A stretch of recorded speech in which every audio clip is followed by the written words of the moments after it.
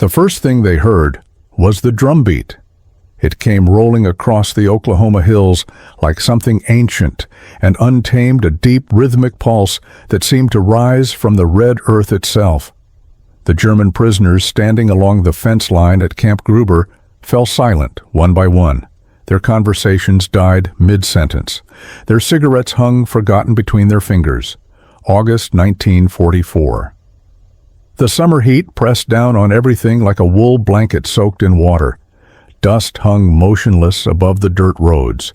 Cicadas droned endlessly in the blackjack oaks beyond the perimeter wire. And from somewhere past the main gate, where the land opened into a natural amphitheater of prairie grass and limestone outcroppings, that drum kept beating. Its rhythm was unlike anything these soldiers had known. The prisoners had been told they would witness a demonstration. That word, demonstration, meant something specific to men raised under the Reich. It meant parades, it meant speeches, it meant flags snapping crisply in formation. It meant order and spectacle, carefully choreographed to deliver a message of power. What they saw instead made no sense at all. Figures emerged from the tree line, wearing colors that seemed to burn against the muted landscape, crimson and cobalt, sunflower yellow, and deep forest green. Eagle feathers caught the late afternoon light and scattered it like sparks. Beadwork glittered on leather vests and moccasins, each pattern carrying meanings older than written language. The dancers moved in formations the prisoners could not read. Their bodies crouched low to the ground, then suddenly lifted upward, arms extended like wings reaching for heaven. And among them, unmistakable even from this distance, were men in United States Army uniforms. The soldiers danced alongside the elders. They wore the same olive drab as the guards who patrolled the fence line every day. Yet here they stood, transformed, their movements fluid and powerful, their faces painted in traditional designs, their voices rising in songs that had no German equivalent. These were not conquered people performing for their conquerors. These were not museum exhibits brought to life for educational purposes. These were warriors. A photograph exists in the Oklahoma Historical Society archives, carefully preserved under catalog number 20,457. It shows a group of German POWs seated on rough wooden bleachers, their faces turned towards something beyond the camera's frame. Most of them appear young, early 20s, perhaps younger, boys who had become soldiers, soldiers who had become prisoners. Their expressions are difficult to categorize. Some look confused, brows furrowed in concentration. Others seem almost frightened, as though witnessing something that violated the natural order. One man in the front row has removed his cap and holds it pressed against his chest, as though standing for an anthem sung in a language he does not recognize. The photograph's label, typed on a yellowing index card, reads simply, German PWs attending Native American cultural demonstration, Camp Gruber, Oklahoma, August 1944. The word demonstration again, so inadequate.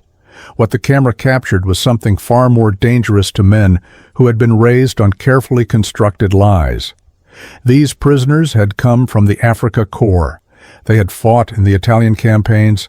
They had served in units that once believed themselves invincible representatives of the master race. They had been taught in the Hitler youth camps and Wehrmacht training facilities that America's native peoples had been exterminated, wiped from the continent like a stain to make way for white expansion. Nazi propaganda held this up as validation. The Americans, they were told, had proven the concept. The Reich was merely following precedent. Now, through the chain-link fence of a POW camp in eastern Oklahoma, that teaching was unraveling strand by strand. The drums grew louder. A singer's voice rose above them, high, piercing, carrying notes that seemed to come from the beginning of time. It was not a sound of mourning. It carried no trace of defeat. If anything, it sounded like celebration, like triumph. The Cherokee elder leading the dance was named Watt Walking Stick. He was 73 years old that summer, his hair white as cloud, his back unbowed, despite the weight of decades. His grandfather had survived the Trail of Tears. His sons were fighting in the Pacific Theater. He had agreed to come to Camp Gruber because a War Department liaison had asked, and because he believed some truths required demonstration, especially to men who had been taught to believe in extinction. He did not speak to the prisoners directly. He did not need to. His presence and the presence of young Cherokee soldiers dancing beside him in American uniforms said everything that needed saying. The drums continued, and the prisoners watched in silence. To understand what happened at Camp Gruber, one must first understand the system that brought these men to Oklahoma, and the lies they carried with them across an ocean. By the summer of 1944, the United States held more than 370,000 German prisoners of war. They were scattered across more than 500 camps in 46 states, from the cotton fields of the Texas Panhandle to the lumber mills of northern Michigan. The War Department had not anticipated this volume. The camps were improvised, hastily constructed, often located in remote areas where agricultural labor was desperately needed, and local opposition remained minimal. Oklahoma received more than its share of this strange wartime cargo.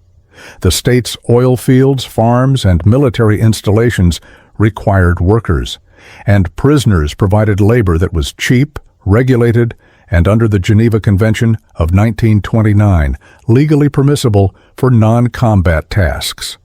At its peak, Oklahoma housed nearly 30,000 German POWs distributed across a dozen major installations and numerous satellite work camps. Camp Gruber was among the largest. Established in 1942 as a training base for the 42nd Infantry Division, the famous Rainbow Division, that had distinguished itself in the First World War, it sprawled across 63,000 acres of the Cookson Hills. The landscape was rugged and beautiful, post oak and blackjack forests, limestone bluffs that glowed pink at sunset, spring-fed creeks that carved valleys through ancient rock. By 1943, as the need for POW facilities grew urgent, the War Department converted a section of the base into a prisoner compound capable of holding 3,000 men behind its wire. The prisoners arrived by train in sealed cars. Long convoys pulled into the Bragg's Depot just outside the camp's main gate. Men stumbled out, blinking in the Oklahoma sun, carrying only what they had been issued. 2 sets of fatigues marked with the letters PW in bold white paint, basic toiletries, a single wool blanket. Most had been captured in Tunisia or Sicily. Some had surrendered willingly, exhausted by years of relentless combat. Others had been taken in fierce fighting and arrived with wounds still healing beneath their bandages. A report from the camp's commanding officer, Colonel Marcus H. Ray, dated September 1943, described the initial intake with military precision. The prisoners are generally in good physical condition, though many show signs of malnutrition consistent with conditions prior to capture. Morale varies widely. Some appear relieved to be out of the fighting, others remain defiant and must be monitored carefully for potential security concerns. The camp itself followed a standard layout prescribed by the War Department. Rows of wooden barracks stood arranged in company-sized clusters, each cluster surrounded by chain-link fencing topped with coils of barbed wire. Guard towers rose at regular intervals, manned around the clock. A central mess hall served meals that, by Geneva Convention requirement, matched the caloric content of American enlisted men's rations, a fact that astonished many prisoners who had expected deliberate starvation.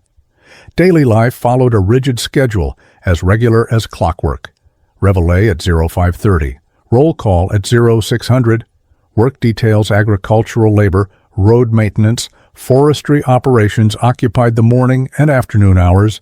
Prisoners received 80 cents per day in camp scrip, redeemable at a canteen that stocked cigarettes, candy bars, and writing materials. They carried years of systematic indoctrination, the accumulated weight of propaganda films, Hitler youth education, Wehrmacht training manuals that presented racial hierarchy as established scientific fact. They had been taught that the German folk represented the pinnacle of human evolution, that Slavic peoples were subhuman, fit only for servitude, that Jews were a biological contagion requiring elimination. And they had been taught that America's native peoples no longer existed. This was not an incidental belief or a casual assumption. It was central to Nazi ideology. Joseph Goebbels's propaganda ministry produced detailed materials arguing that the United States had achieved racial purification through systematic extermination of its indigenous population. German schoolchildren studied maps showing the vanished tribes. Wehrmacht soldiers received official briefings explaining that America's westward expansion demonstrated the practical viability of Lebensraum living space conquered through the removal of racially inferior peoples. The lie was comprehensive. It was taught in schools, repeated in newspapers, reinforced in films, embedded so deeply that questioning it never occurred to most Germans. For the prisoners at Camp Gruber, it remained unexamined truth. What the War Department's Special Projects Division gradually came to understand was that defeating Nazi ideology required more than military victory, more than occupation, more than war crimes tribunals. It required direct confrontation with reality. The question was how. The idea for the powwow came from an unexpected source.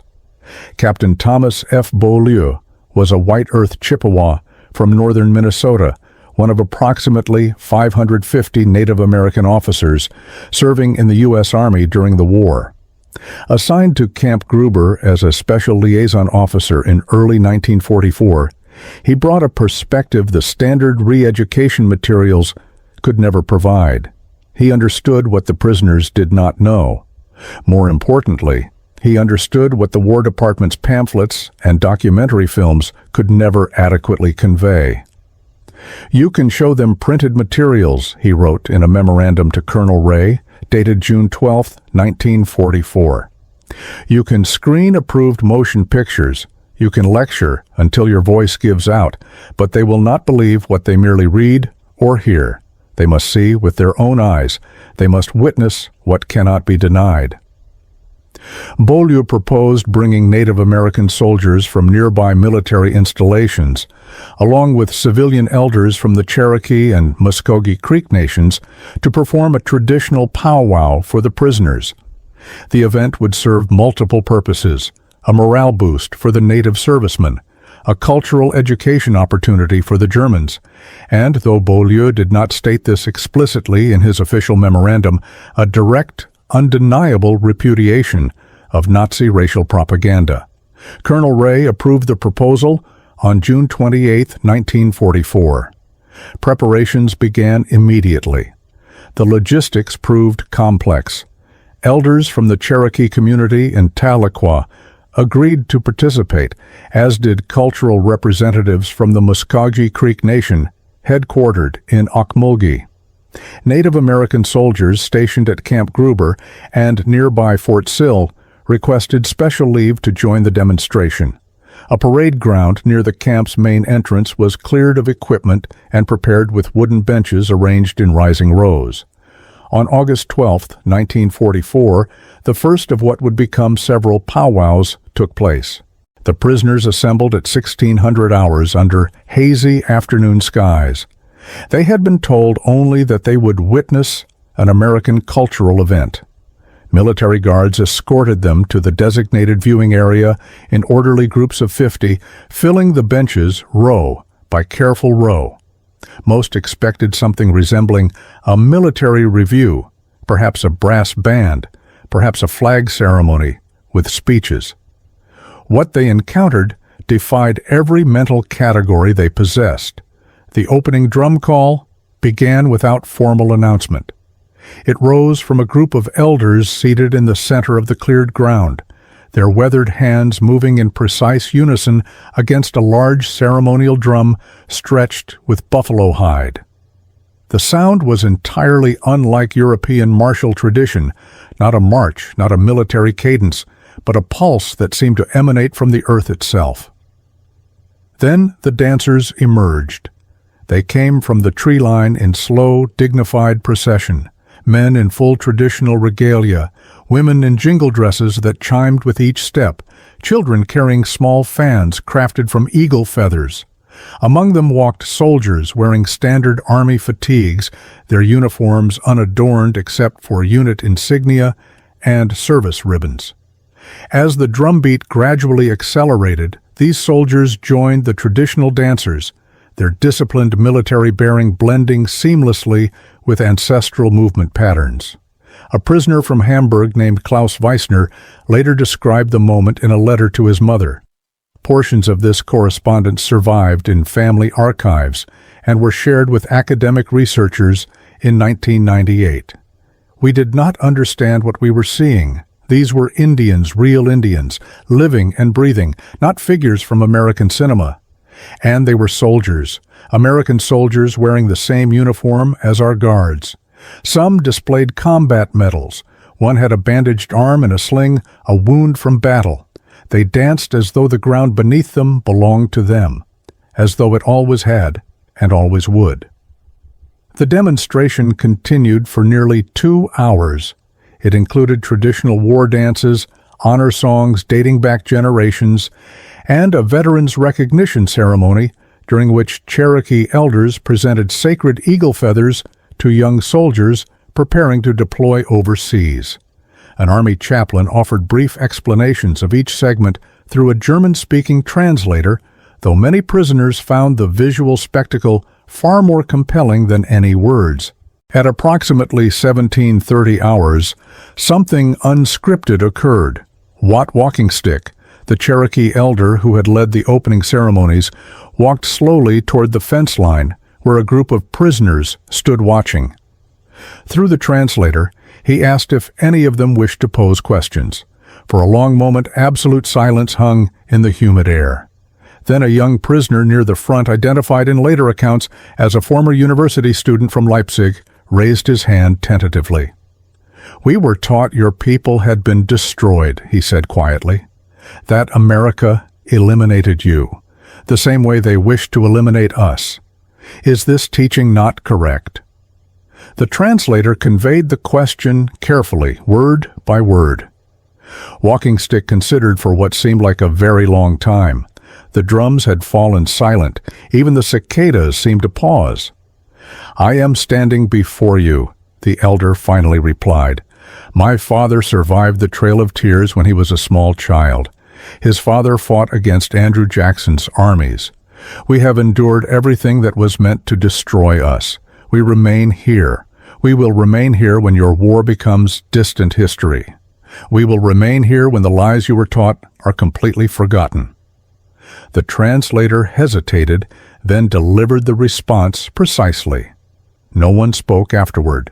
The drums gradually resumed their ancient rhythm. The dancing continued as twilight approached. But something fundamental had shifted. In the humid Oklahoma atmosphere, a weight previously invisible now made suddenly, undeniably apparent. A camp intelligence report, filed 3 days later, documented an unusual pattern: dramatically increased requests for books about American history, particularly regarding Native American treaties and reservation policies. The camp library, previously seeing minimal activity, reported unprecedented demand for its limited anthropology holdings. The questions had begun, and they would not stop. The September rains came without warning. They swept across eastern Oklahoma in heavy sheets, transforming red dirt roads into rivers of rust-colored mud, drumming steadily against tar paper barracks, roofs with a rhythm that some prisoners found strangely comforting. The powwow gatherings had concluded for the season, but their effects lingered in ways both measurable and mysterious, rippling outward like stones dropped in still water. Camp intelligence reports from late 1944 documented a gradual but unmistakable softening among the general prisoner population. Attendance at the camp's voluntary education programs, American history lectures, English language instruction, moderated discussion groups exploring democratic principles and civil liberties increased by nearly 40% within weeks of the final powwow. Requests for transfer to the cooperative compound, where prisoners who formally renounced Nazi ideology received additional privileges and responsibilities, rose correspondingly. The camp library ordered additional books. Discussion groups formed spontaneously in the barracks after lights out. Not everyone changed, of course. History rarely grants such clean resolutions. Some men remained stubbornly committed to the beliefs they had carried across the ocean. They wrote defiant letters home declaring faith in eventual German victory. They sang Wehrmacht marching songs in their barracks after curfew, voices rising in the darkness. They whispered about the final triumph that propaganda still promised was coming. But that triumph never came. May 8, 1945. Victory in Europe Day.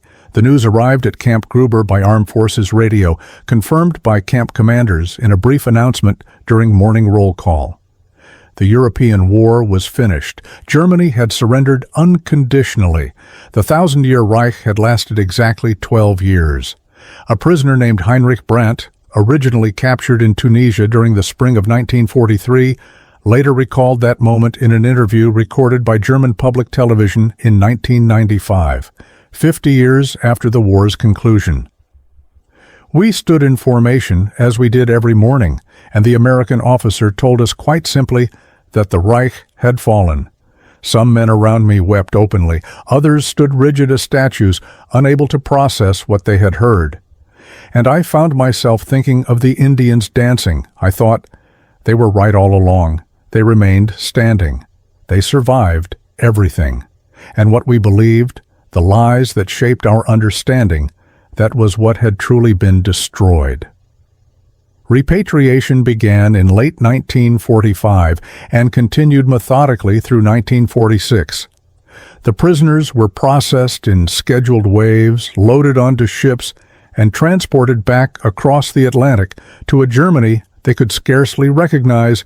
Great cities bombed to rubble, families scattered across occupation zones, the entire elaborate structure of the Reich reduced to ashes and bitter memory. What they carried home proved difficult to measure. Researchers in subsequent decades documented that some Camp Gruber prisoners became active participants in West Germany's post-war democratic reconstruction. A handful entered politics, education, journalism, and civil service. Their American captivity experiences, including the strange interlude of the Oklahoma powwows, shaped their evolving understanding of race, nation, and the elaborate lies that governments construct for their citizens. Captain Thomas Beaulieu returned to the White Earth Reservation in Minnesota after the war concluded.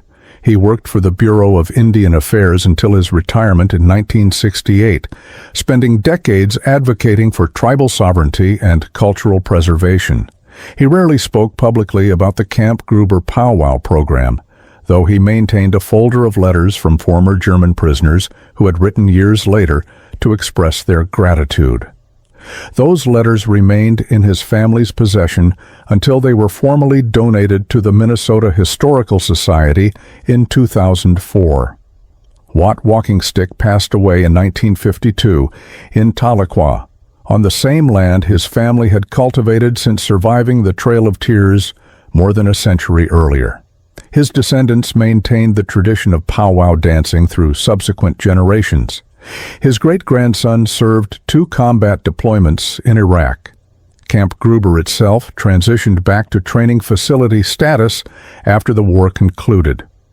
It remains operational today as a National Guard installation spread across the same Cookson Hills where prisoners once watched elders dance against the setting sun. The original barracks are gone. The perimeter wire has long since been removed. But the land holds its memories.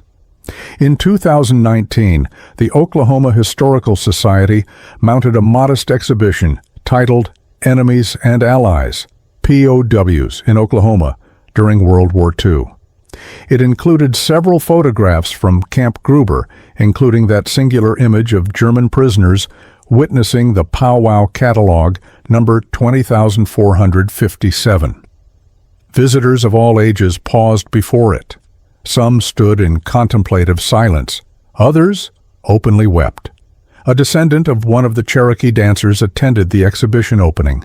She spoke briefly about what those wartime powwows had meant to her community, a chance to demonstrate strength, to embody survival, to look their captors directly in the eyes and communicate without requiring translation.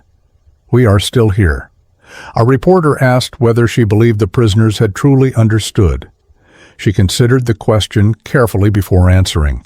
"Some did," she said finally. "Some never could. That's always how these things work." The Oklahoma summer arrives each August, bringing the same heavy heat that pressed down on Camp Gruber 80 years ago.